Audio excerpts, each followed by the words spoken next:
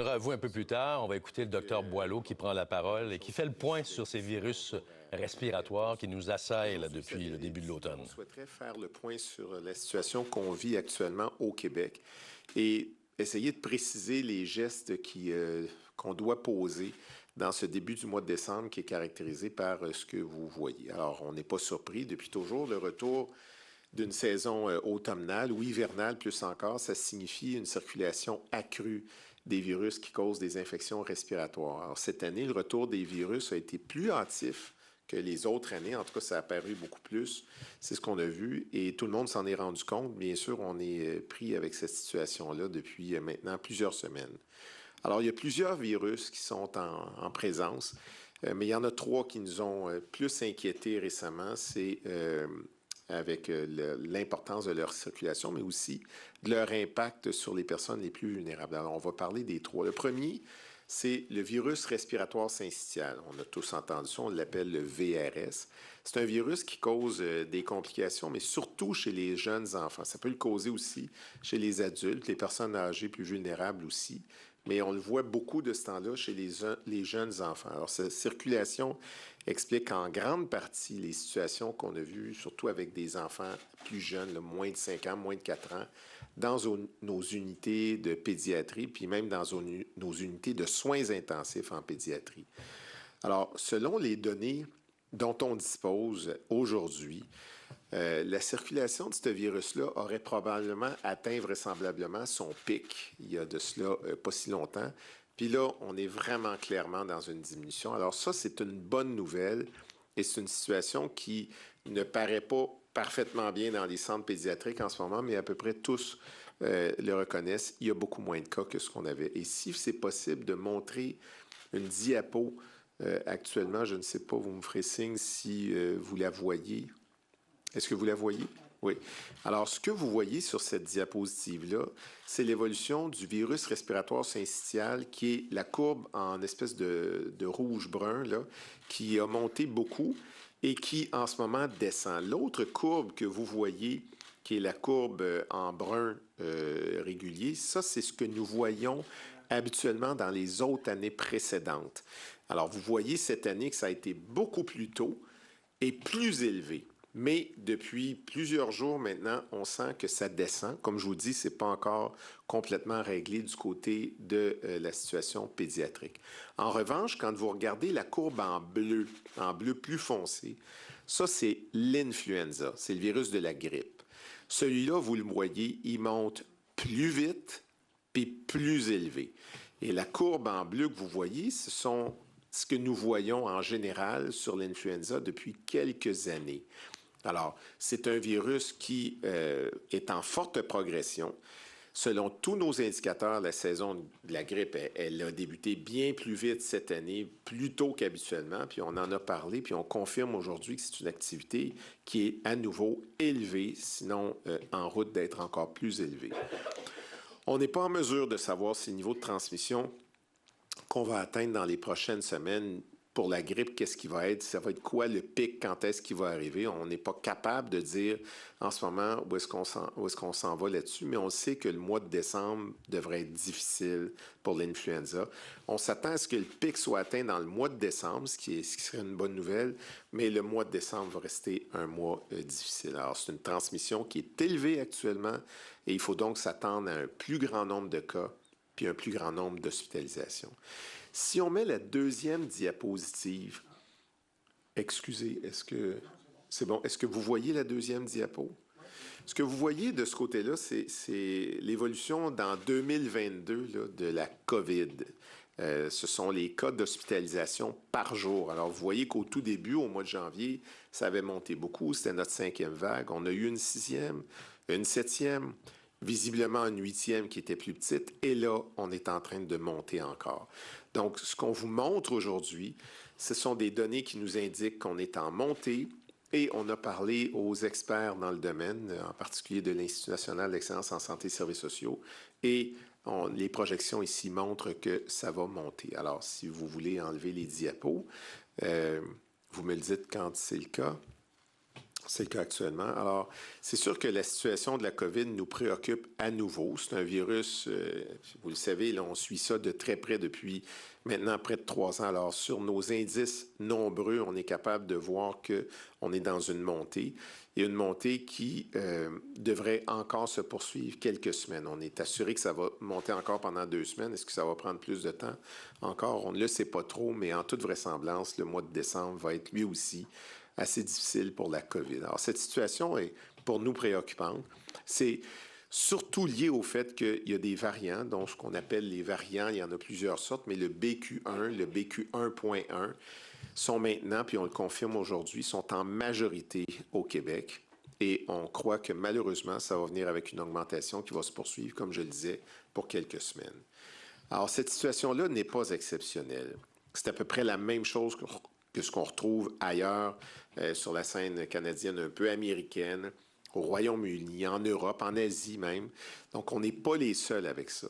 Alors, pour nous, c'est pas quelque chose qu'on doit constater ailleurs puis de se dire, bien, fatalement, ça nous arrive, un point, c'est tout. Il faut quand même être capable de suivre la situation et de faire nos recommandations. Alors, comme santé publique, on a une responsabilité d'informer puis de recommander des mesures ou des meilleurs moyens qu'on a à notre disposition pour limiter la propagation de ces virus-là et des maladies qui y sont associées, évidemment. Alors, il ne faut pas l'oublier, là, même si la grande majorité des personnes vont avoir des symptômes pas nécessairement très graves, même plusieurs, ça va être mineur, il y a plusieurs personnes vulnérables qui, elles, ça peut être une autre histoire et ça pourrait nécessiter ça pourrait générer des complications, nécessiter des soins médicaux même avancés ou intensifs. Puis malheureusement, il y a des gens qui nous quittent avec ces maladies-là et c'est ce qu'on veut essayer de prévenir.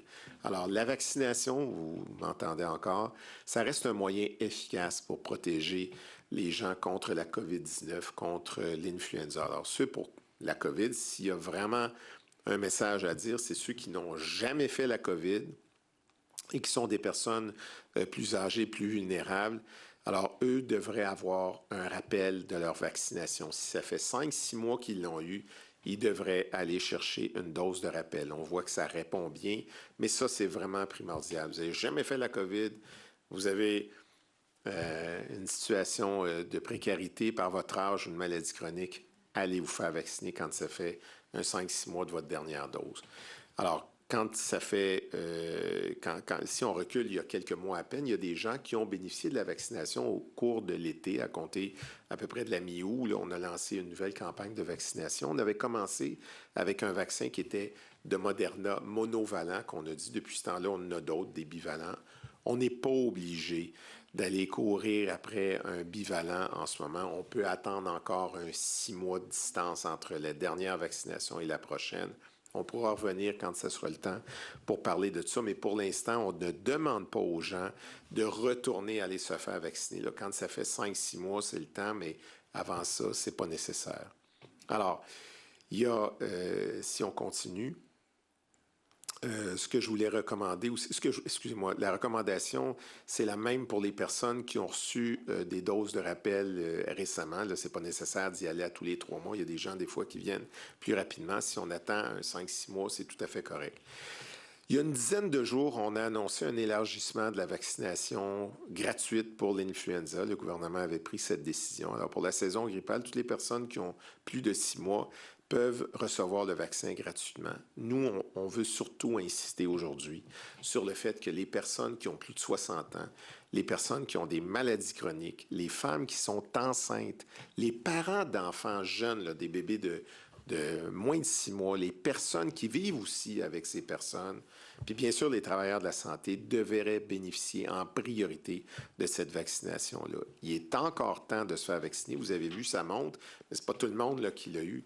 Ça vaut la peine. Allez-y sans tarder. Ça vaut la peine pour l'influenza quand vous faites partie de ces groupes-là en particulier. Alors, c'est simple, c'est gratuit, il n'y a pas de risque. On devrait en profiter. Au-delà de la vaccination, maintenant, il y a des gestes barrières pour reprendre des bonnes habitudes dans les circonstances actuelles de la propagation des infections. Alors, dans les prochains jours, sinon les prochaines semaines, il va y avoir beaucoup d'occasions de socialiser, de rencontrer des collègues dans des parties de bureau, des rencontres festives, des amis, des collègues. Alors, après les 2 années qu'on vient de traverser, on comprend très bien que les gens là, veulent passer à autre chose, puis ne veulent pas annuler les parties de bureau, puis on n'est pas là aujourd'hui pour recommander d'annuler ça du tout. On peut les faire, on peut en profiter, mais il faut aussi se rappeler quelques considérants, que ce soit des parties de bureau ou encore d'autres activités là, de magasinage du temps des fêtes. Alors, ce sur quoi on veut vraiment insister là, pour les quelques prochaines semaines, 2 semaines ou 3, là, il va y avoir beaucoup d'activités comme ça. Vous ne serez pas surpris d'entendre. La première des choses, c'est dans les lieux qui sont achalandés, là, le port du masque contribue à vous protéger, puis il permet aussi de réduire la propagation des virus, leur transmission à toutes les personnes, incluant bien sûr les personnes les plus vulnérables. Alors, s'il vous plaît, dans les lieux achalandés, ne pas se gêner pour porter le masque. Ce n'est pas juste une question de COVID, c'est une question d'influenza, c'est une question des autres virus. Il y en a beaucoup d'autres, là. On a parlé de 3, mais il y en a beaucoup d'autres. Alors, c'est une question de civisme pour nous permettre d'éviter de l'attraper, oui, mais de le donner aux autres, parce que des fois, on peut être porteur, on est en début de maladie ou même à la fin d'une maladie, puis on peut toujours être contagieux. Donc, c'est pas mauvais de faire ça, s'il vous plaît. Bien sûr, si on fait de la fièvre, on reste à la maison. Si on est moche, qu'on n'est pas bien, on reste à la maison. Si on tousse, ben, puis on a le mal à la gorge, alors, puis on a une congestion nasale, vous comprenez ce que je veux dire, un syndrome grippal, on évite de rencontrer des gens, on porte un masque lorsqu'on refait des activités tant qu'on a des symptômes, puis idéalement, on porte ça pendant une dizaine de jours parce que la plupart des infections vont durer 7 à 10 jours comme période de contagion. Alors, dans tous les cas, si on a des infections respiratoires visibles, ben, pour les jours qui suivent, c'est on garde nos distances avec les autres, on évite les contacts avec les personnes qui sont plus vulnérables. Ça inclut les personnes plus âgées, celles qui ont des maladies chroniques, les femmes enceintes. On privilégie les activités à distance ou le télétravail si c'est possible. Puis on avise les gens qu'on fréquente qu'on pourrait être contagieux là, si on est tenu de les rencontrer pour notre contribution là, comme aidant naturel aussi. On reste prudent. On ne va pas d'un party de bureau si on a des symptômes. On ne va pas contaminer les autres si on a des symptômes. On ne se dit pas, bof, j'ai moins de symptômes aujourd'hui, je n'avais plus hier. Non, non, on n'y va pas parce qu'on est toujours contagieux. Donc, on reste prudent de ce côté-là. On n'évite pas les parties de bureau. En soi, on continue à en avoir, puis c'est correct, puis on en profite. Mais si on a eu des symptômes dans les derniers jours, puis qu'on en a encore, de grâce, on ne va pas là. Alors, il n'y a personne qui veut tomber malade, on le sait. Il y en a qui se retrouvent à l'urgence. Vous le voyez, on a des situations qui ne sont pas faciles. Et c'est ça qu'on tente d'éviter par le bon sens commun. C'est l'approche syndromique, c'est l'approche du gros bon sens. Vous avez une infection, vous ne savez pas c'est quoi. Vous pouvez vous faire tester ou vous tester, vérifier c'est quoi, puis on reviendra éventuellement là-dessus. Mais pour l'instant, là, on garde le cap sur le fait qu'il faut pouvoir protéger les autres et se protéger nous aussi. Alors, on continue bien sûr d'appliquer des mesures de base, là, comme ce que vous connaissez tous. On tousse puis on éternue dans son coude. On se lave les mains le plus souvent. On aère les aires ou les endroits qui sont clos, qui rassemblent plusieurs personnes. Puis chacun de ces gestes, ça crée une petite différence qui, au total, quand on le calibre sur de la santé publique, tous ces gestes-là font une différence. C'est ce qu'on vient chercher avec des messages comme ceux qu'on lance aujourd'hui et ceux qu'on a lancés depuis maintenant plusieurs semaines, sinon plusieurs mois. Maintenant, on va se dire quelques mots sur la situation des enfants. Alors, les jeunes enfants, surtout les plus jeunes enfants, les bébés même, sont à risque, eux autres, de développer des complications, pardon, particulièrement pour le virus respiratoire syncytial. Ça, vous avez vu ça, vous l'avez entendu beaucoup. Et aussi pour l'influenza et d'autres virus, mais aussi pour l'influenza. Alors, on a tous un devoir, bien sûr, de les protéger. Puis, il n'y a personne qui souhaite que les bébés souffrent de ça. Alors, avec la circulation élevée de certains virus actuellement, ce n'est pas le moment d'exposer inutilement les enfants. Donc, il y a un souci d'inviter les parents à réduire, puis même les adultes, à réduire les contacts avec les personnes qui n'habitent pas sous le même toit. Donc, ce n'est pas le temps de faire des visites de tout le monde, puis aller rencontrer les petits bébés, tout ça. Il faut essayer de les protéger. Il y a beaucoup de circulation virale en ce moment, donc restons vigilants sur ça. Et si on est un parent d'un jeune enfant, ben on a l'opportunité de se faire vacciner, puis on peut même faire vacciner frères et sœurs aussi. Comme vous le savez, tout est accessible en ce moment. Alors, depuis longtemps, d'ailleurs, on recommande aux parents qui ont des enfants de moins de 6 mois d'être vaccinés, puis on continue à le faire. Alors, en terminant, toujours sur les enfants, je voudrais revenir sur la question du port du masque à l'école. Il y a eu quelques interventions de fait, mais aujourd'hui, c'est une occasion de le clarifier. Avant de faire nos recommandations sur le port du masque, on vérifie avec des experts, et bien sûr de santé publique, mais des experts aussi pédiatres, infectiologues, des gens qui sont sur le terrain et des experts aussi qui connaissent bien les comportements des enfants et les impacts de porter le masque. Donc, on a été chercher toute l'expertise requise pour être, je pense, le mieux outillé possible pour donner le point de vue qu'on donne. On ne recommande pas de porter le masque pour les enfants, les adolescents à l'école en tout temps, dans les salles de classe puis les autres locaux de l'école. On n'est pas là, on n'est plus là. On ne veut pas faire une recommandation systématique pour tous les jeunes de porter le masque.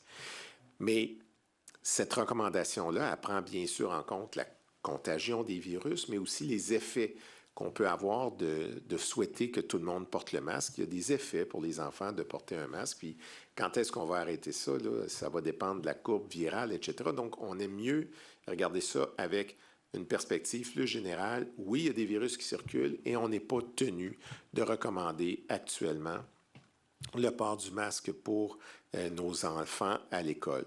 Cependant, on sait qu'il y a un grand nombre d'élèves qui sont actuellement malades. Ceux qui sont très, très malades, c'est souvent les plus jeunes, ceux avant d'aller à l'école. C'est eux qu'on voit dans nos unités pédiatriques, mais on en a beaucoup qui sont malades et qui ne vont pas à l'école parce qu'ils sont malades. Ça, c'est une bonne nouvelle. Ça veut dire qu'il y a des gens qui ont dit « Ouais, mais s'il est fiévreux ou il est malade, on préfère ne pas le retourner à l'école parce qu'il ne va pas bien, puis parce qu'on ne veut pas contaminer les autres. » Bon, c'est tout à fait correct. Là, nous, ce qu'on veut être clair, c'est qu'on recommande fortement le port du masque pour les élèves, comme pour les membres du personnel, qui toussent ou qui ont mal à la gorge ou qui ont une congestion nasale, qui ont un syndrome grippal, quand ils reviennent à l'école ou au travail, qui reviennent à l'école, là, vraiment, on recommande de porter le masque et on nous apprend qu'il y a de plus en plus d'élèves qui portent le masque pour ces motifs-là et c'est tout à fait correct. Alors, bien sûr, je ne veux pas empêcher que toute personne, ou que ce soit des adultes ou des enfants, qui souhaitent porter un masque, doivent pouvoir le faire sans pression, parce qu'il y a des enfants qui sont plus vulnérables et qui veulent porter un masque, les parents encouragent. Ça, il n'y a pas de souci avec ça. Alors, si vous êtes rassuré que votre enfant porte un masque à l'école pour les motifs qui sont les vôtres, vous pouvez lui faire porter un masque, puis il n'y a personne qui va contrevenir à cela.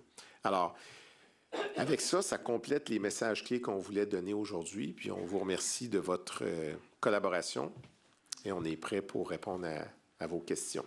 Merci beaucoup, Dr. Boileau. Donc, les journalistes en virtuel ne pourront pas poser de questions, d'après ce que je comprends. Donc, le plancher est pour les journalistes dans la salle. On va commencer en français. Allez-y au micro, s'il vous plaît. Identifiez-vous. Merci. Normand Gondin, Radio-Canada. Oui, Bonjour. Je voulais revenir sur cette question-là des enfants. En ce moment, normalement, il y a une moyenne de 5 des enfants à l'école qui sont absents. On a plutôt 15 en ce moment. Est-ce qu'il y a quand même un seuil qui a été fixé pour dire si on dépasse ce seuil-là, tout le monde portera un masque? Bon. Il n'y a pas un seuil qu'on a fixé, il n'y a pas, mais on a regardé ça attentivement, on est bien conscient de ce qui se passe.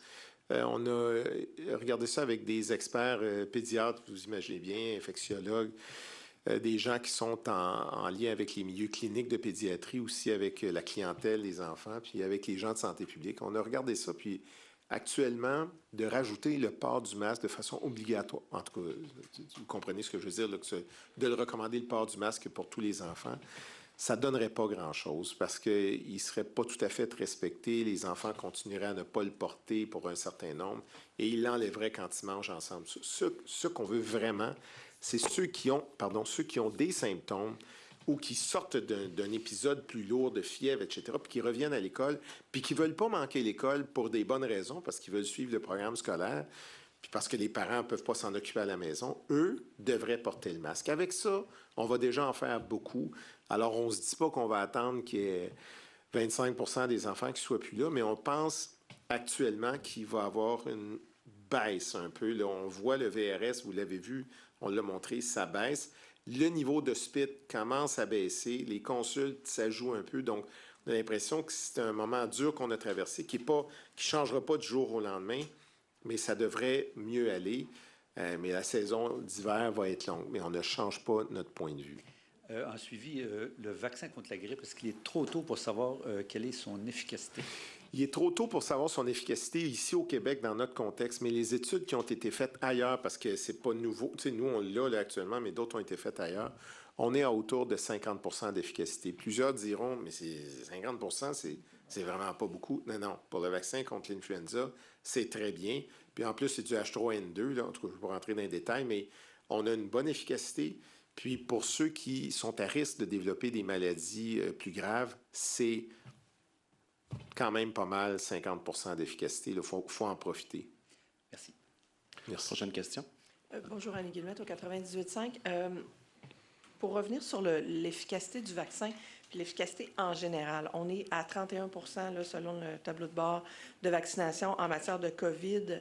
Influenza, c'est jamais non plus la majorité des gens qui se font vacciner. C'est quoi l'impact dans la population en général, en pic comme ça de saison, de la présence du vaccin? Parce que là, les gens se font vacciner. Dr. Quach nous disait il y a quelques semaines, on a 2 bras, on va avoir 2 vaccins en même temps. Oui. Les gens se font vacciner beaucoup, mais est-ce que ça a un impact vraiment important lorsqu'on a plusieurs virus comme maintenant? Il n'y a pas de doute. C'est parce qu'on a plusieurs maladies. D'abord, pour le VRS, on n'a pas de vaccin, OK? Il y a quelque chose qui va arriver là, dans un futur éventuel sur le VRS, mais pas à court terme, non, on ne joue pas avec ça. Pour la COVID, comme pour l'influenza, on a des vaccins. La COVID, très efficace, vraiment efficace pour prévenir les complications. C'est ça qu'on ne veut pas. Avoir une COVID, bon, c'est jamais agréable, mais d'avoir des complications de la COVID qui nous amènent jusqu'à l'hospitalisation, si on ne veut pas ça, ça, c'est important. Puis nos documentations jusqu'à maintenant, les rapports que nous avons, nous montrent que la population qui doit être vaccinée, franchement, répond très bien, puis la majorité sont vaccinés. Pour l'influenza, c'est sûr que si on le prend pour la population en général, bien, c'est pas nécessaire que tout le monde aille se faire vacciner contre l'influenza. C'est disponible pour ceux qui veulent en profiter, bien sûr. Ça a été annoncé, et tant mieux, mais c'est vraiment les groupes qu'on a ciblés. Et on a vu une remontée de la vaccination contre l'influenza pour les groupes plus à risque, les personnes de plus de 70 ans, 75 ans, les gens qui ont des maladies chroniques, les travailleurs de la santé. Alors, ça, c'est un bon signe. Alors, d'une façon générale, on est satisfait de la progression qu'il y a là, mais c'est toujours le temps. L'influenza monte comme ça. D'aller en chercher là, une dose de protection pour ceux qui sont à risque, en particulier qu'on a nommé, c'est une bonne chose. Et ça change. Ça change sur leur expérience, ça change sur le risque d'hospitalisation, ça change pour notre système de santé, ça change pour eux autres. Vous me précédez pour le suivi. Vous avez lu dans mes pensées. Vous dites que le pic de l'influenza va arriver beaucoup plus vite. Est-ce que ça assure qu'il va baisser plus vite aussi? Parce que là, est-ce que c'est tout le temps des graphiques classiques de cloche, ça, là, où il y a des fois où le plateau est plus long que d'autres hivers? Bien, vous posez la question, c'est que vous savez, sans doute, si vous posez la question, c'est que ce n'est pas nécessairement un pic comme ça. On le voit là, pour le VRS, là. On vient de le voir, là, chez nous, ça a monté comme ça, puis ça baisse. Les autres années, c'était plus, ça ressemblait à une colline plus allongée, là. Bien, habituellement, pour l'influenza, il arrive plus tard. Habituellement, il arrive plus tard. Il monte, puis il ne redescend pas comme ça. Il redescend en plateau, puis il reste pendant plusieurs semaines durant l'hiver.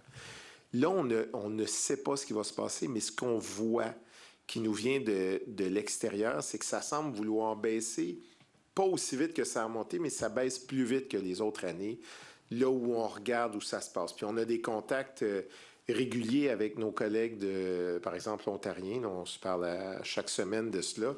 Puis leur perspective, eux autres, c'est que c'est en train de baisser plus vite. On a aussi des rapports américains des États limitrophes où ça ressemble à ça. Donc, on n'est pas capable de vous prédire ce que ça va donner. Ce qu'on peut vous prédire, c'est que ça monte, puis ça va continuer à monter. Puis que la meilleure chose, c'est de faire ce qu'on vient de dire de faire. C'est, oui, la vaccination, mais aussi de protéger les autres de ci, de ça, de ce que vous avez entendu. Merci. Prochaine question. Bonjour, Alice Girard-Bossé de la presse. La saison de la grippe est très précoce cette année. Est-ce qu'une deuxième vague hivernale serait possible?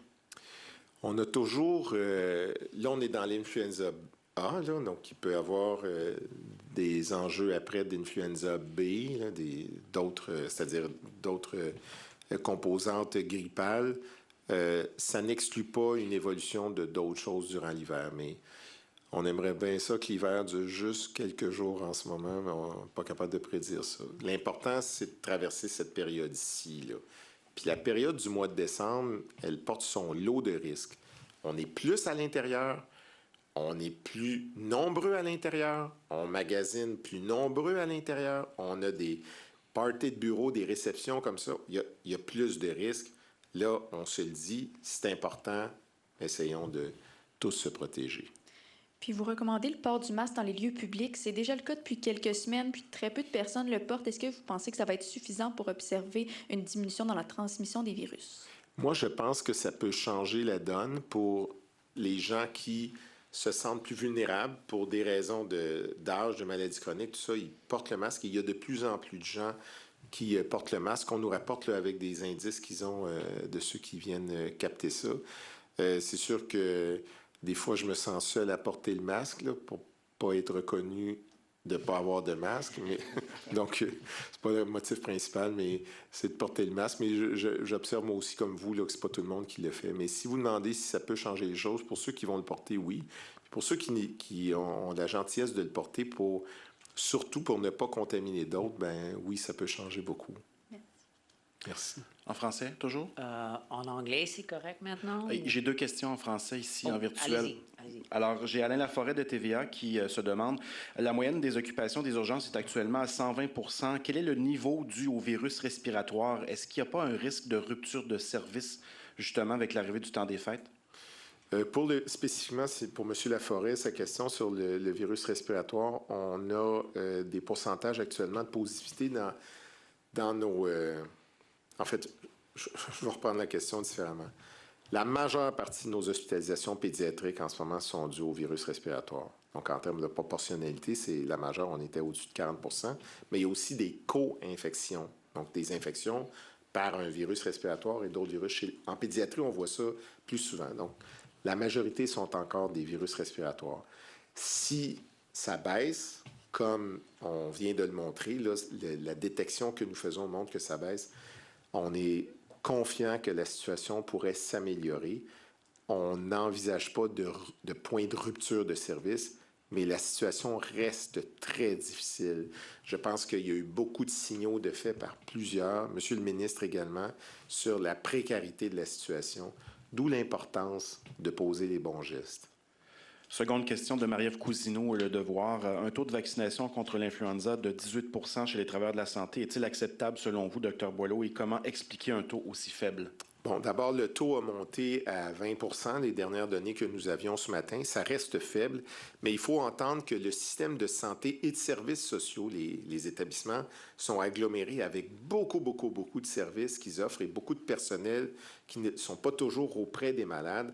Ce que nous savons, c'est que c'est beaucoup plus élevé que ça chez les gens qui sont auprès des malades. Donc, ça nous rassure, mais bien sûr, nous souhaiterions atteindre des taux plus élevés. C'est pour ça que nous les encourageons dans les milieux de soins, en particulier les hôpitaux, et nous ne désespérons pas, nous croyons que ça peut monter encore et nous en sommes heureux. Combien plus élevé? Pardon? Des chiffres sur combien plus élevé chez les soignants? On essaye d'avoir ces chiffres-là, mais nous savons que c'est probablement au-dessus de 30 à 35 % chez ceux qui sont auprès des malades, là. OK, c'est ceux dont on parle. Merci. En anglais maintenant, allez-y. Thanks very much. A bit of repetition, but you said in French that the month of December will be difficult for certain viruses. Can you explain that, please? Yeah, it will be difficult because we've seen so far that there are at least 3 viruses that are really upsetting us as many others, and it's the same for many other jurisdictions or countries. It's the virus respiratoire, c'est respiratory syncytial virus for the kids, which has Alors voilà, c'était le directeur national de la santé publique au Québec, Luc Boileau, que vous connaissez bien. Bon, les nouvelles sont bonnes et moins bonnes dans certains cas. Commençons par progression de tous ces virus là, qui nous assaillent depuis plusieurs mois au Québec. Tout d'abord, le virus syncytial, c'est-à-dire un virus respiratoire qui s'attaque surtout aux enfants. Là, on aurait, selon le Dr Boileau, atteint le pic et ça ne pourrait que diminuer à partir d'aujourd'hui. L'autre virus qui inquiète un peu plus, l'influenza, qui est en pleine progression, qui est en forte progression, nous a dit le docteur Boileau.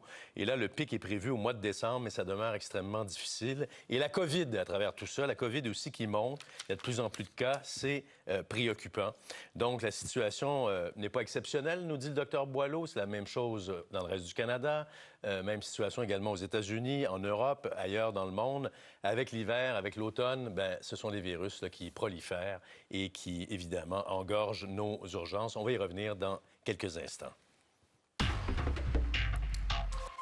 Mais avant, le verdict vient tout juste de tomber. Le major général Danny Fortin, rappelez-vous, qui a été responsable de la vaccination, de la campagne de vaccination, de l'approvisionnement au fédéral en vaccins, est reconnu non coupable d'agression sexuelle. Le juge Richard Meredith vient de rendre sa décision au palais de justice de Gatineau. L'histoire remonte à 1988, la plaignante qui fréquentait alors le collège militaire de Saint-Jean-sur-Richelieu au Québec, en même temps que l'accusé, avait déclaré au tribunal en septembre que Danny Fortin l'avait agressé dans sa chambre la nuit. Mais la version de la présumée victime n'a pas été retenue par le juge. On va y revenir un petit peu plus tard avec mon collègue Frédéric Pépin. Mais pour l'instant, on va revenir à ce qu'a dit et à la situation des virus au Québec. Avec nous, la docteure Élise Berger-Pelletier. Elle est urgentologue à l'hôpital Hôtel-Dieu de Lévis, ex-présidente de l'Association des médecins d'urgence du Québec. Docteur, bonjour. Bonjour. Alors, ce que nous a dit le docteur Boileau, là, bon, ça n'a rien de rassurant parce que ce qu'on comprend, c'est qu'on est dans une période hivernale, les virus prolifèrent et ça vous embête dans les urgences sérieusement, ça? Écoutez, oui, je vous le cacherai pas que notre quotidien est rempli de virus et de tous les âges. Évidemment, la situation inquiète grandement les parents avec la clientèle pédiatrique. Et je vous dirais qu'on en voit énormément aussi du côté adulte et du côté des personnes qui ont des problèmes de santé ou nos personnes âgées. Donc, il n'y a personne qui y échappe. Bon, alors, dans tout ce qu'a dit le docteur Boileau, là, bon, il est pas là pour gérer le système de santé, ça, c'est plus le ministre.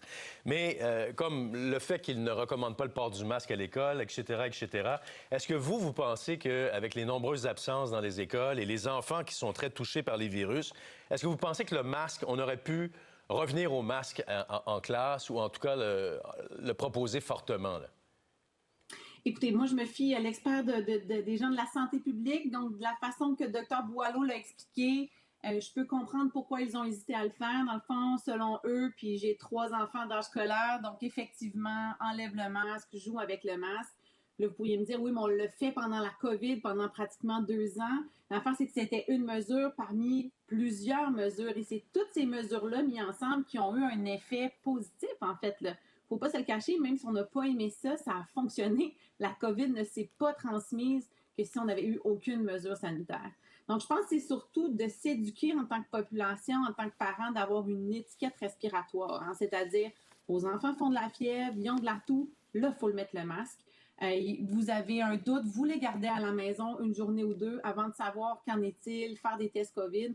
C'est vraiment, en fait, d'utiliser son gros bon sens et idéalement faire du télétravail si on peut, si on est malade, pour éviter de propager le virus. Je pense que là, on a été échaudés d'avoir été très strict dans les mesures sanitaires dans les 2 dernières années.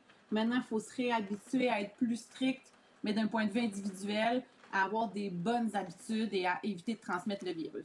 Et vous, docteur Berger-Pelletier, à votre urgence à Lévis, comment ça va?